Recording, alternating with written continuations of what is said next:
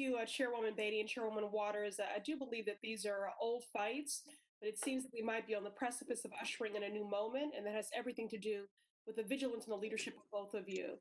So thank you for your leadership, and thank you to all of our witnesses for joining us today. While this crisis is unprecedented, the disparities it reveals in our economic system and subsequent federal response are unfortunately very familiar. From the Homestead Act to New Deal programs and the GI Bill, Black Americans have historically been locked out of large-scale government intervention and investment. We must not repeat the exclusionary policies of past federal responses. So what does that mean? That means requiring the disclosure of racial data to better inform our allocation of resources for everything from testing and treatment to small business relief. And I appreciate very much seeing data on who actually received PPP loans, but the data we need is on who didn't receive PPP funding, who was denied and why, and why was it late. So the National Bureau of Economic Research found that 41% of Black businesses have shuttered since the pandemic began.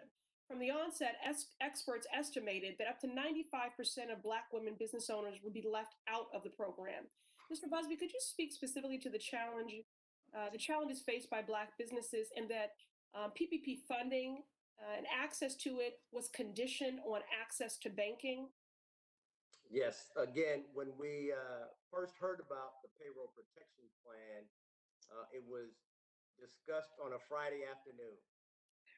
By that Monday morning, the majority of the dollars had been already presented to 50 publicly traded firms in the amount of $250 billion. And so many Black firms did not find out about the opportunity until the 11th hour. We also know that, again, as I stated earlier, it was based on having a banking relationship as a lending program, and many of our businesses just did not have a loan currently because of the cost, as well as the inability to be able to get credit from an existing bank. That's and right. so that we did not. Thank you.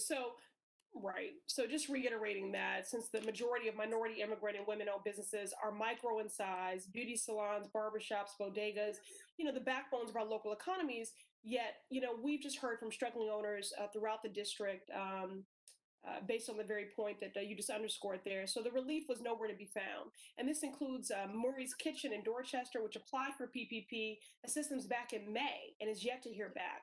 Organizations in my district like BECMA, Commonwealth Kitchen, Amplify Latinx, JP&DC, E4All, and so many others have stepped up to provide businesses with support. But ultimately, this is about federal government relief. And so, as I said, these are old fights as a new moment. So I hope this new moment is about new action. And so I introduced, in partnership with Senator Kamala Harris, the Saving Our Street Act to provide micro business owners with direct grants, not loans, of up to $250,000. We have to be intentional. And so this bill requires 75% of the Micro Business Assistance Fund be set aside for minority and women-owned businesses.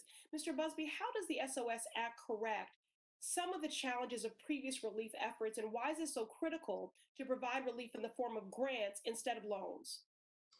Well, we heard from Black Americans that the United States just wrote nearly a $2 trillion check in response to a stimulus that was needed from a pandemic. Black Americans have been saying we've been facing a pandemic for hundreds of years, and we want to have a conversation, and not necessarily just about reparations, but just about equity. And so as we talk about a stimulus package that is geared towards micro businesses, the U.S. Black Chamber is definitely in favor of that.